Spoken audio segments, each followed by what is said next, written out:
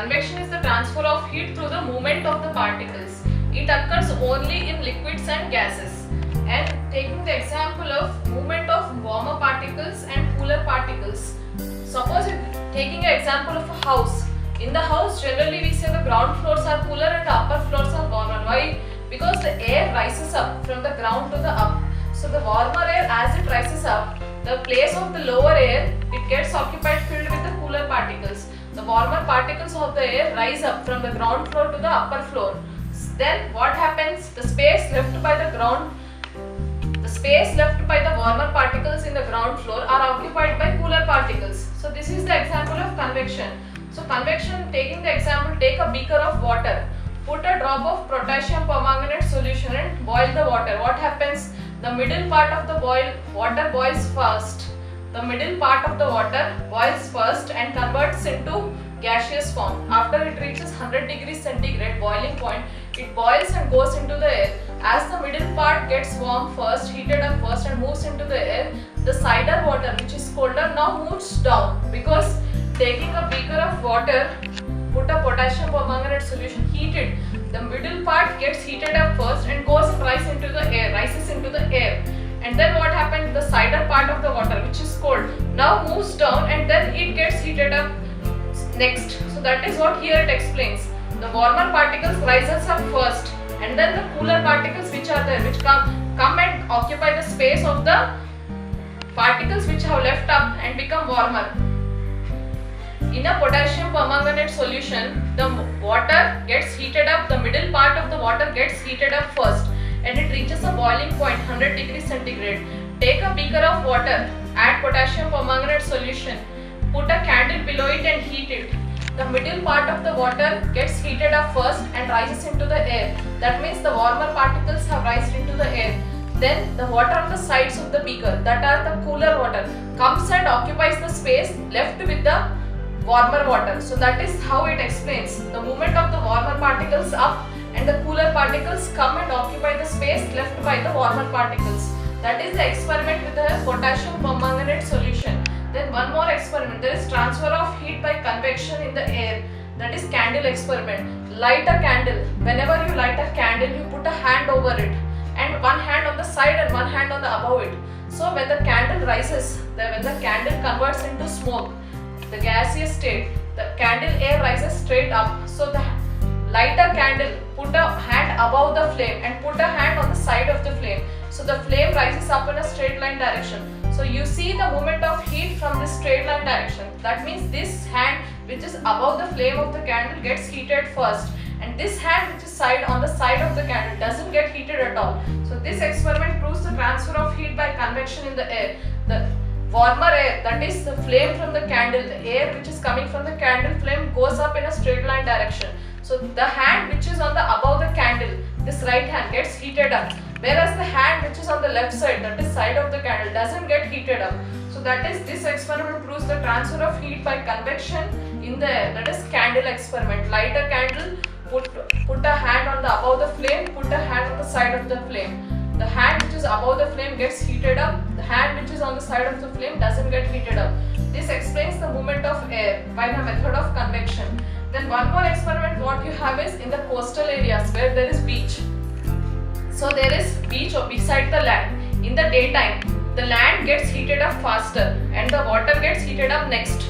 So in the coastal areas where there is beach, the land gets heated up faster in the daytime when there is sunlight, and the water doesn't get heated up as much as the land. So the air on the land gets heated up and starts moving into the sky. Thereby the air present above the water is colder, right? That colder air moves towards the air on the land. Two things. Here it is land, here it is water. In the daytime when there is sunlight, both the air over the land, the air over the water gets heated up. But in the daytime what happens? The air over the land, as it gets heated up, it goes up into the sky. Here it gets the space gets empty. So the air above the water is colder. So this air gets flowed in this direction, and the air from the sea breeze, the air from the sea is called sea breeze. The sea breeze flows from the water towards the land in the daytime when there is sun. Whereas in the night time it gets colder, right? So at that time the air on the land gets colder. faster than the air on the sea. So that time the land breeze flows to the sea breeze. In the night time, when there is moon,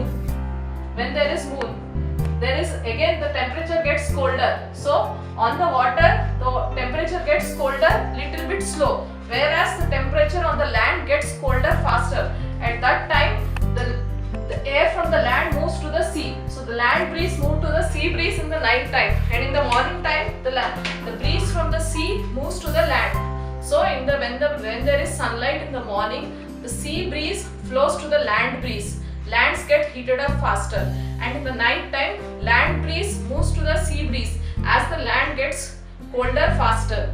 So this is how the movement of air occurs in the liquids and gaseous state. This proves the convection method of flow of air during the morning time, that is sunlight time, during the evening time when the temperature gets colder. So in coastal areas, flow of air from sea to land, it explains. In the daytime, sea breeze moves to the land breeze because lands get heated up faster and the air from the land gets evaporated. In the night time, lands get cooler faster. That's why land breeze moves to the sea breeze. Water gets cooler in a slow process. Land gets cooler fast. That is the reason land breeze moves to the sea breeze in the night time.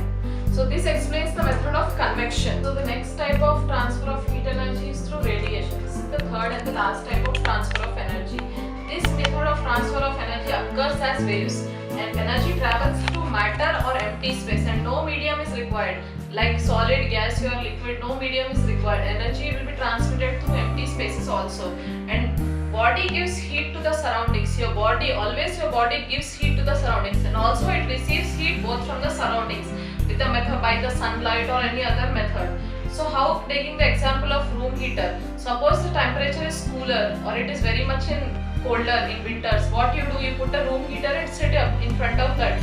Without the need of any medium, your body gets heated up, takes the heat from the surroundings. So that is with the help of radiation, no medium is required. So sitting in front of the room heater, your body gets heated up because of the presence of heat, of transfer of heat by radiation.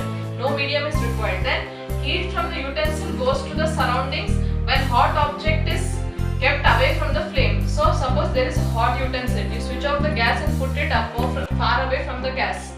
Then what happens? The hot utensil gives off the heat to the surroundings and starts becoming colder. Suppose you cook anything in a cooker, you switch off the flame and put the cooker aside for 10 to 15 minutes. The cooker becomes colder and loses its pressure. How? The heat is given away to the surroundings. That is occurs with the help of radiation. No medium is required for that. Then all the hot bodies radiate heat. This heat, some part is absorbed by those bodies or some part is reflected.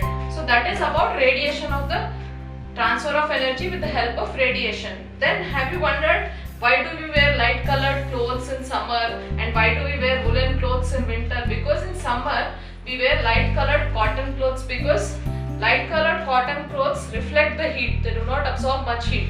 Thereby they keep our body colder. That is the reason we wear cotton light colored clothes in summer, because light colored cotton clothes absorb less radiation. And do you know why do we don't wear black colored clothes in summer? Because the black color absorbs radiation. Black color reflects radiation. That is the reason. Why don't we wear black colored clothes in summer? Because black colored clothes absorbs the radiation.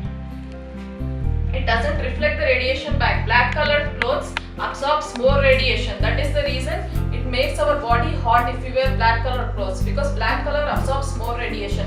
Suppose if there are two utensils kept in sun with water in it, one is black colored utensil and one is white colored utensil. In which utensil does water gets heated up faster? Definitely in the black colored utensil, because black color absorbs radiation faster than all the light colors. That is the reason black colored clothes we do not wear, because they absorb more heat, and black colored utensils also get heated up faster because they absorb more heat from the surroundings. Then in winter we use woolen clothes. Why? Because woolen clothes trap air inside them, so they do not let the body heat to go away to the surroundings. Woolen clothes trap air inside them and that do not let heat from our body escape into the surroundings. Thereby they keep our body warm. Woolen clothes keep our body warm. They trap the heat and air. Air is a poor conductor of heat. So that is the reason the heat from our body doesn't go out to the surroundings. These woolen clothes trap the air and the heat from our body to escape into the surroundings, thereby to keep our body warm. Same way the blankets which you use, they have small holes. If you carefully observe woolen clothes, they have small holes in them which trap the air and doesn't allow the air or heat from your body to escape onto the outer environment. Thereby it keeps your body warm. So it is always advisable that you wear 2 or 3 blankets in the winter to protect yourself from the outer colder environments, because the blankets are made up of woolen clothes and they trap the air and doesn't let the heat from your body to escape outside and keep your body warm. So this is about the chapter called heat.